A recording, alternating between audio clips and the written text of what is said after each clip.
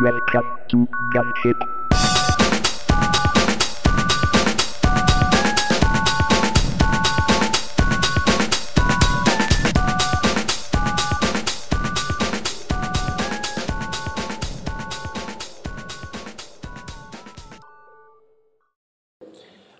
So I'm Alfred Barberena. I work for Tivo. I'm going to show kind of a case study of how Tivo has used Hex kind of in the enterprise system. You know, last year we announced we're on the verge of deploying Hex on our set-top boxes. And so kind of to show you the process we went through and, you know, where we are now with Hex.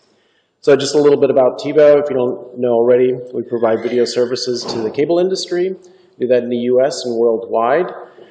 We have 5.5 million subscribers, and we provide a digital video recorder, a DVR, and also versions of that for kind of a second room deployment, as well as applications for tablets and mobile devices, as well as through web portal, where you can stream and control your recordings as well. We have deployments in the US with Comcast. We have our own domestic products, and as well as deployments in Canada, in the UK with Virgin, and Ono in Spain and in Sweden. So the Tivo portfolio. So you can kind of see just a real very basic outline of you know, kind of the Tivo network, how we're kind of set up. At the forefront, the Tivo DVR, and kind of indicating where we are with kind of deploying Hex. At the time, last year, we were very focused on just the set-top box. And today, out of the portion of UI code that's on there, that's about 70% of the code. So there's still some native code that still needs to be converted over. For mobile devices, Hex makes up about 60% of the code that's running on Android and iOS as well. And kind of our next big target is probably going after web applications written on the web browsers. So how is Tivo using Hex? So we have kind of what you know, some people have been calling kind of their modular libraries. We are calling it kind of our common core, where we've gone before last year just focused just putting Hex on the set-top box. Now we've kind of expanded that and kind of put this common core library, Hex library together, where we have server communication code, so that's standardized, as well as some of the schema data objects, so all the business logic of how assets are, when they can be used, copied, and things like that. That logic is the same and standardized across those platforms. And some utilities like JSON marshalling, as well as setup and activation for mobile devices. So actually then that's a very good example, because that is something that we used to have written on Android in one way and on iOS also a little bit of a different way. And just recently, we've kind of taken that, rewritten it in Hex, and so now it's standardized with one set of unit tests, and actually allowed us to kind of contract that out. We used Danny Wilson to put that together for us, and now in the process of getting those deployed on both of the mobile systems, so saving us QE time as well too. And you can kind of see the different components, you know, little pieces, slices of common core that we're using in each one of those areas. And, you know, some of the native core that's still on the set-top box that's in the process of getting converted over to Hex. So guide and some of the other routines still need to be converted over to Hex as well. And with, you know, later on, you can see as for each one of those targets, so for the DVR, we're compiling that out to C++, on the Android as Java, and iOS as C++. And hopefully going after the TV portal space as JavaScript. So one thing that's, you know, been discussed a lot is call-ins, specifically for the Android target as Java, using that functionality, and as well as for iOS. And actually one thing, so since we've been doing that conversion, we had originally an original implementation on ObjectiveC, and now also have one where we've used, you know, Hex as a conversion, and actually get a tremendous performance gain with that as well too. So actually, Alan Waterman has kind of a side-by-side example of how that works and the performance improvement that we've gotten, you know, using Common Core, but then just because of it being in Hex, the performance gain on top of that as well. So why did we move to Hex? So originally we decided to go with Adobe Flash. There was a large deployment of developers familiar with that language. There was ample tools and development tools for debugging, but there was also kind of a downside once we started deploying that, specifically kind of on our low-powered set-top boxes, where we ran into tremendous performance issues. And in that version of Adobe Flash that's specific for embedded devices, we ran into a lot of jitting problems. So user perception on entering and using screens the first, second, and third time that it took kind of to fully JIT was kind of unacceptable for them. And for some cases, when they go to screens just a couple times, that's what they would experience. And then when we turned our attention to kind of improving that Flash engine, for the amount of effort that we put into it, we did not get kind of an equivalent performance improvement. So it was kind of a convoluted code that would not easily allow us to make those kind of improvements. So kind of continue on that, you can kind of see that first column, our 2.7, 2.8 release, where we're using Flash. So some of this data is from our field trials, where as we ship and develop software through alpha and beta, we get user feedback on the new functionality, stability, and performance. So this is specific just, again, to that kind of lower end set-top box where actually we've seen the most performance gain. But yeah, you can see that with those releases, we had less than 50% of the customers satisfied with its performance.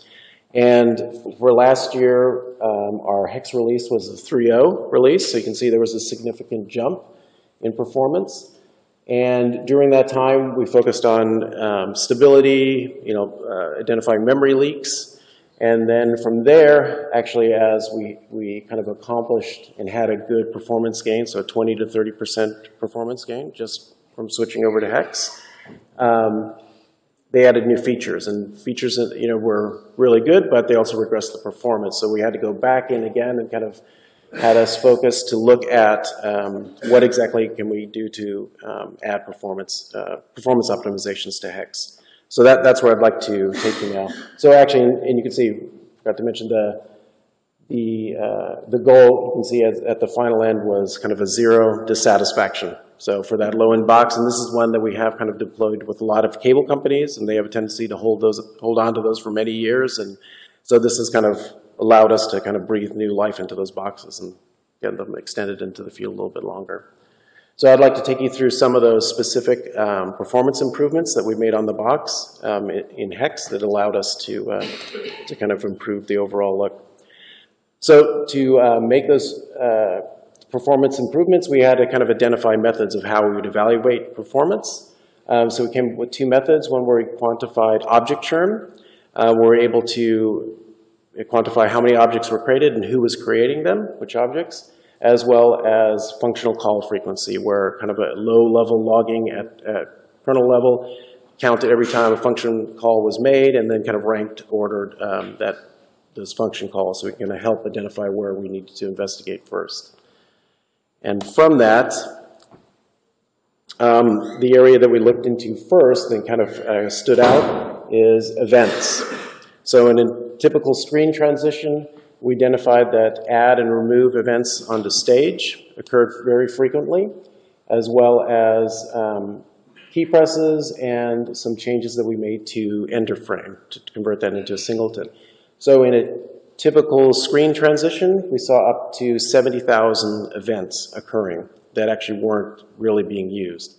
And from that, we removed 60,000 of those, and so about 84% of those events that were occurring. So aside from just, object churn, one of the developers told me, you definitely need to mention that it's not just the object creation, but it's also the garbage collection that runs in parallel with that. So just in the steady state, when the application was just sitting there, since it's kind of working with that main loop, every second it was generating 10,000 events and causing garbage collection every 15 seconds of just sitting there. So after some of those improvements, every second it was only generating 100 events, and we would need to it was running garbage collection every 15 minutes. So huge drastic improvement from where it was before. So some of those changes, you can kind of see the tool stack there where we made improvements to OpenFL for those changes. Another area where we also made improvement was SocketSelect, and noticed that there was multiple array class objects that were being created. Went through there and came up with a solution where there was zero churn when we're calling SocketSelect as well, and that improvement was committed back as well, and that was made in HXCPP. One other performance improvement that we identified through kind of functional call frequency was we noticed there was a lot of standard map calls, and we replaced that with kind of an order one hash table, and saw some performance improvements as well too with that. And that was committed back to Haxe and HXCPP as well. So for garbage collection, at the time we did our initial deployment, we had a requirement to support big and little endian, and that was not with the standard version of garbage collection that was provided with Hex. That wasn't completely supported. So we implemented our own, got a little performance improvement with that as well. And also a minor improvement to JSON parsing for UL decoding as well. And kind of a little bit in the category of obstacles for our deployment with Comhem in Sweden. We noticed kind of a little lack of support for UTF-8 and had to add some additional functionality there for class handling, UTF-8, as well as,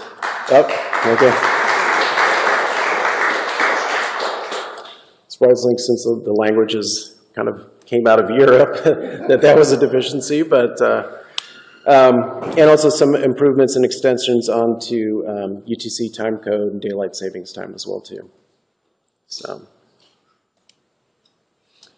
and some of the obstacles as well that, I've kind of heard kind of as a theme throughout is just, for, I imagine the majority of people that download the binaries every time there's a new version that comes out.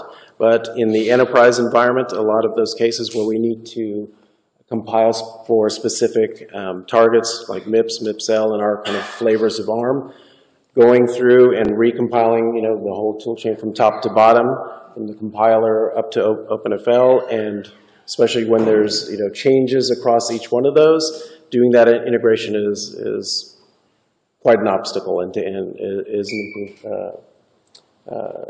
you have to commit some time to doing that every time. So, as well as you heard the talk from yesterday about the improvements we had to make in the IDE, and that was a little bit of a surprise when we kind of jumped into Hex to get it on par of what we're used to working with on Flash as well. So kind of in that category of obstacle. But overall, Hex has been a tremendous win for us. It's allowed us to kind of extend the life of boxes already in the field and add new features. It's enabled now, from where we were the year before, we just focused on the set-top box, enabled us to use a lot of code sharing. And, future-wise, we plan to continue working in that direction as well, getting it out to our TV portal and other devices as well, too. And kind of, as you saw, kind of from the bottom up, expand how we're using Hex on each one of the platforms. So, thank you.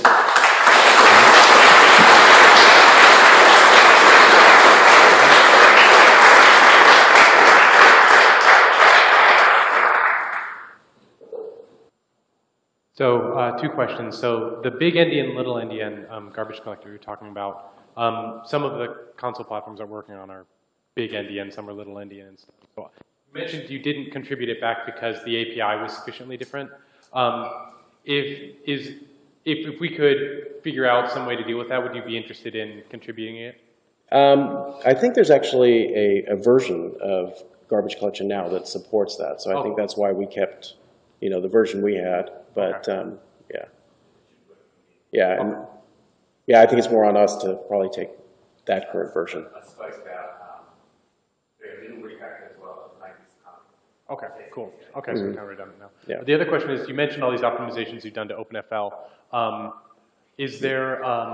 Has this conversation already happened? Is there a way maybe we could, create some switches where you can go into optimize mode that turns off a lot of those events that maybe aren't used in 90% of cases, Yeah. but are there for total coverage if someone needs them. Yeah, and that's kind of why we called it, I don't know, API cheating, because it's not really something, you know, that we could kind of commit back, but would need kind of that analysis probably done by, right. Developers, if they're trying to, reach a lower end Android device or something like that, that they would have to go through that process. Right. If you're interested in showing them, I mean, I can pass that right on to Joshua about like maybe, putting in some like API cheat mode equals on.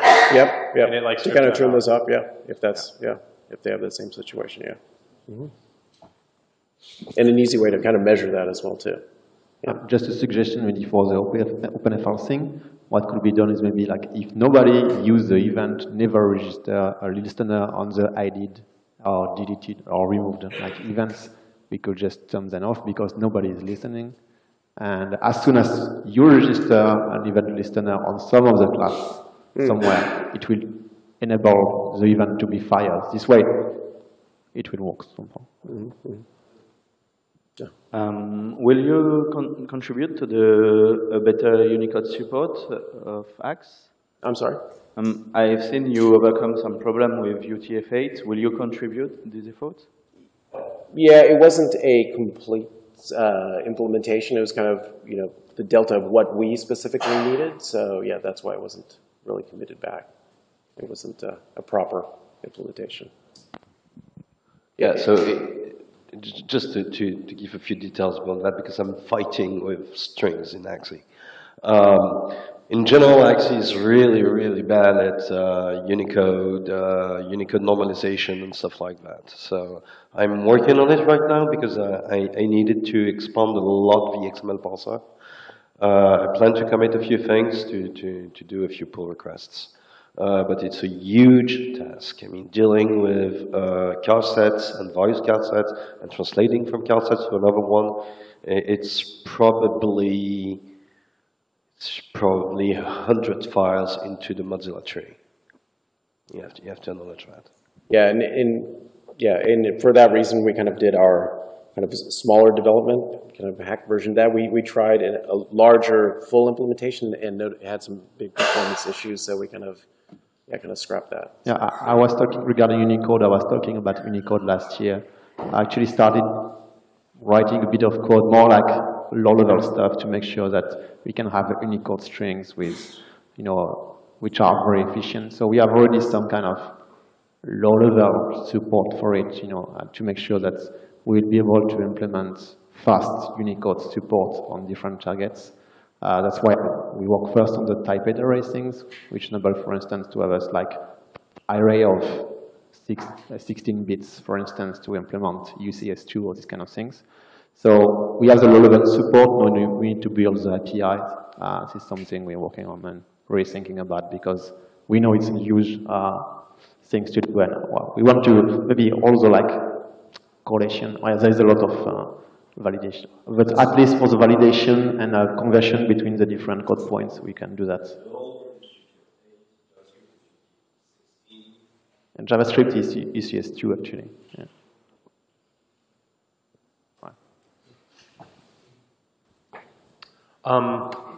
This is just a question is, are you interested in expanding beyond your core base of your TV and cable services? Are you interested in hosting, say, third-party apps on Tivo? Are you doing that already? And would you be interested in Hex developers developing for the Tivo?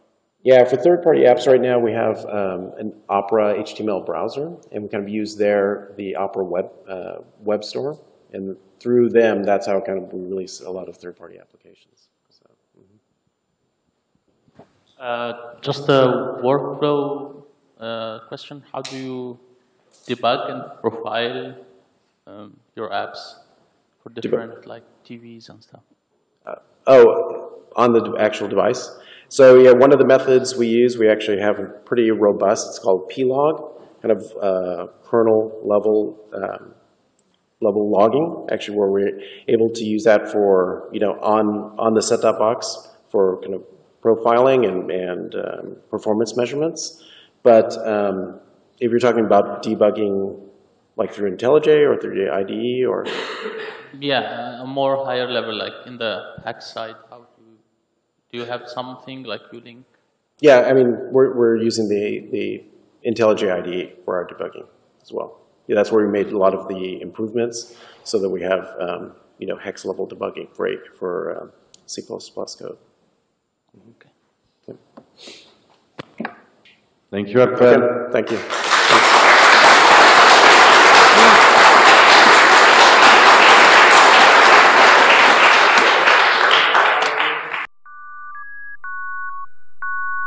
Welcome to Gunship.